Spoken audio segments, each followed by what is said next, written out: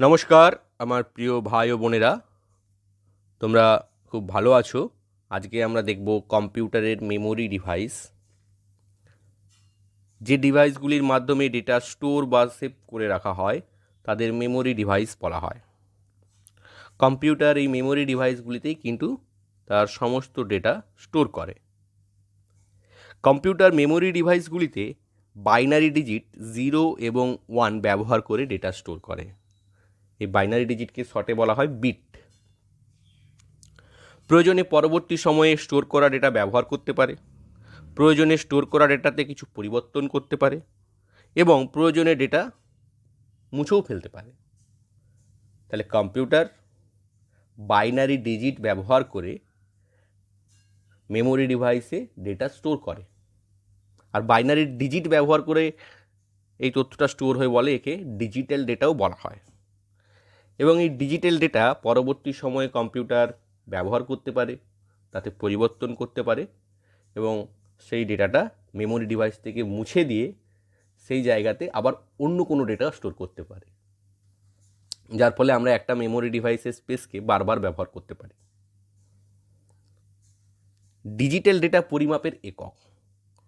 তো digital data save হয় bit দিয়ে, তাই তো 0 বা 1 দিয়ে। এই প্রত্যেকটি 0 বা 1কে অর্থাৎ একটা বাইনারি ডিজিটকে বলা হয় একটি বিট। এই বিটই হলো ডিজিটাল ডেটা পরিমাপের ক্ষুদ্রতম একক।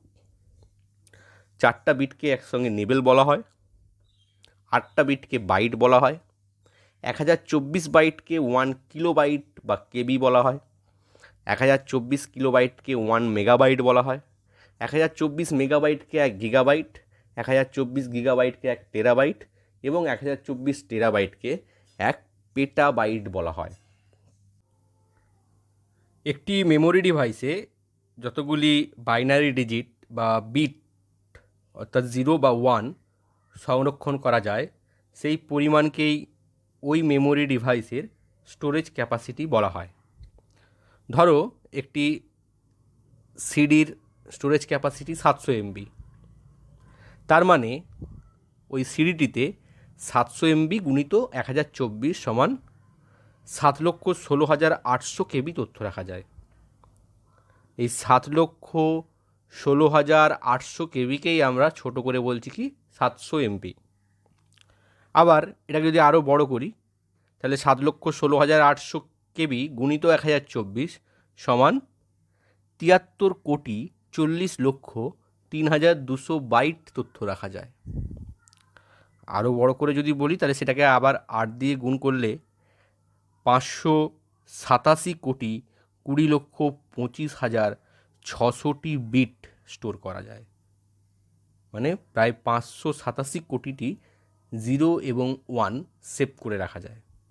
তাহলে এই সংখ্যাগুলো কিন্তু অনেক বড়, বলতে অনেক অসুবিধা, তাই আমরা সেটাকে ছোট করে 700 এমবি বলি।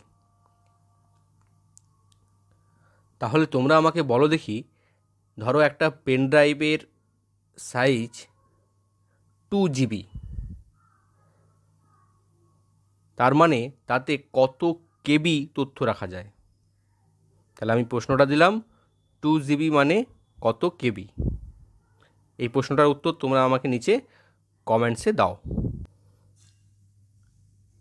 কয়েকটি মেমোরি ডিভাইসের উদাহরণ হচ্ছে cache memory, RAM, ROM, memory card, pen drive, solid state drive, hard disk, CD এবং ডিভিডি।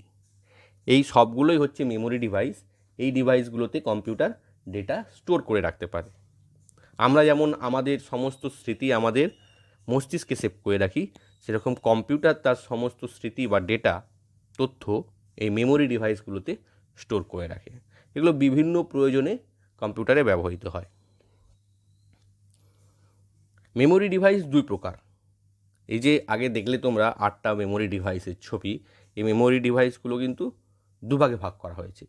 এক ধরনের মেমোরি ডিভাইসকে বলা হয় প্রাইমারি মেমোরি, আরেক ধরনের মেমোরি ডিভাইসকে বলা হয় সেকেন্ডারি মেমোরি। এটা হচ্ছে কম্পিউটারের সেকেন্ডারি মেমোরি, হার্ড ডিস্ক। এই হার্ড ডিস্কে কিন্তু কম্পিউটার সমস্ত ডেটা স্টোর করে রাখে। সমস্ত ডেটা স্থায়ীভাবে হার্ড ডিস্কেই স্টোর থাকে।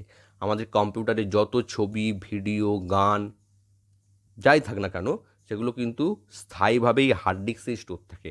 হার্ড ডিস্কের মেমোরি ক্যাপাসিটি বা সাইজ অনেক বেশি হয়। এখন তো 1 TB পর্যন্ত হার্ড ডিস্ক পাওয়া যায়। তো এই হার্ড ডিস্কেই সমস্ত ডেটা স্থায়ীভাবে স্টোর থাকে।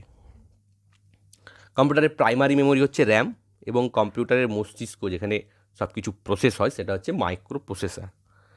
কম্পিউটার কী করে, কোনো কাজ করার জন্য বা কোনো প্রসেস করার জন্য যেটুকু ডেটা প্রয়োজন হতে পারে সেই ডেটাটা প্রাইমারি মেমোরিতে নিয়ে চলে আসে,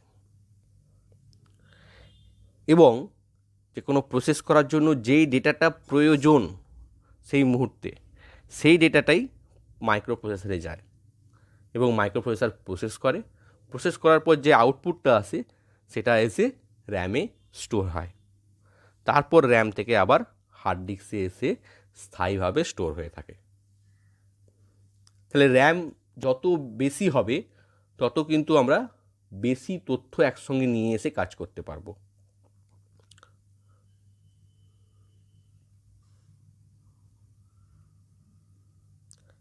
মেমোরি ডিভাইস দু প্রকার বলেছিলাম, প্রাইমারি মেমোরি এবং সেকেন্ডারি মেমোরি। তার কাজও দেখলাম। এবার তাহলে জেনে নিই প্রাইমারি মেমোরি কাকে বলে। যে মেমোরি ডিভাইসগুলি সিপিইউ বা প্রসেসরের সাথে সরাসরি ডেটা আদান প্রদান করতে পারে। আগের ছবিতে তাই দেখলাম যে প্রাইমারি মেমোরি থেকেই মাইক্রো প্রসেসরে ডেটা যাচ্ছে। তো যে মেমোরি ডিভাইসগুলি সিপিইউ বা প্রসেসর বা মাইক্রো প্রসেসরের সাথে সরাসরি ডেটা আদান প্রদান করতে পারে তাদের প্রাইমারি মেমোরি বলা হয়। যেমন র্যাম, রম, ক্যাশ মেমোরি, এই তিনটে হচ্ছে কম্পিউটারের প্রাইমারি মেমোরি। প্রাইমারি মেমোরির বৈশিষ্ট্য: এগুলি সেমিকন্ডাক্টর মেমোরি বা সেমিকন্ডাক্টর প্রযুক্তিতে তৈরি হয়।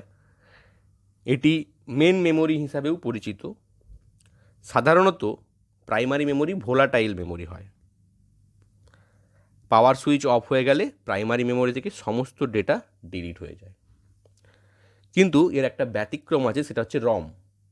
রম কিন্তু প্রাইমারি মেমোরি হলেও ভোলাটাইল নয়। রমের ডেটা স্থায়ীভাবে সঞ্চিত থাকে, অর্থাৎ নন ভোলাটাইল।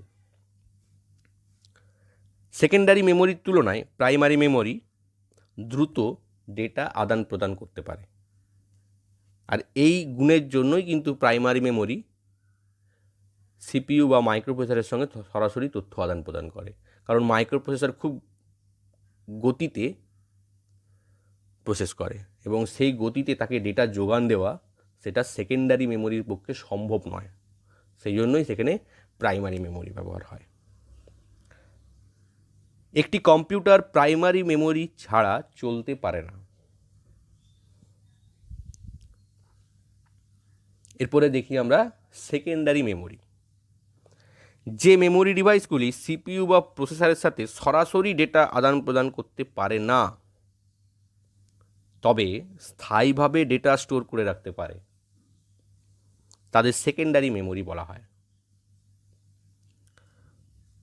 যেমন hard disk, CD, DVD, pen drive, SSD প্রভৃতি।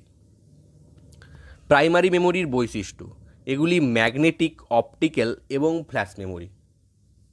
Magnetic hard disk, optical CD DVD, এবং ফ্ল্যাশ মেমোরি হচ্ছে পেন ড্রাইভ এবং এসএসডি। এটি ব্যাকআপ মেমোরি হিসাবেও পরিচিত, অর্থাৎ ডেটা ব্যাকআপ নেওয়া থাকে যাতে পরবর্তী সময়ে সে ডেটা নষ্ট হয়ে গেলে আবার পুনরায় ব্যাকআপ থেকে ডেটাটিকে ব্যবহার করা যেতে পারে। এটি নন ভোলাটাইল মেমোরি। সেকেন্ডারি মেমোরিগুলো হয় নন ভোলাটাইল, অর্থাৎ বিদ্যুৎ প্রবাহ বন্ধ হয়ে গেলেও এই মেমোরি ডিভাইসগুলিতে তথ্য স্থায়ীভাবে থেকে যায়। সেকেন্ডারি মেমোরিগুলি কম্পিউটারে ডেটা সংরক্ষণের জন্য ব্যবহৃত হয়, ডেটাকে স্থায়ীভাবে সংরক্ষিত করে রাখার জন্য। সেকেন্ডারি মেমোরি ছাড়াই কম্পিউটার চলতে পারে। কম্পিউটার কিন্তু সেকেন্ডারি মেমোরি ছাড়াও চলতে পারে। প্রাইমারি মেমোরির তুলনায় ধীর গতিতে ডেটা আদান প্রদান করতে পারে। তাহলে আমরা আগেও দেখেছি যে প্রাইমারি মেমোরির গতি বেশি, সেকেন্ডারি মেমোরির গতি কিন্তু কম। সেটাই এখানে আবার বলা হচ্ছে যে প্রাইমারি মেমোরির তুলনায় ধীর গতিতে ডেটা আদান প্রদান করতে পারে।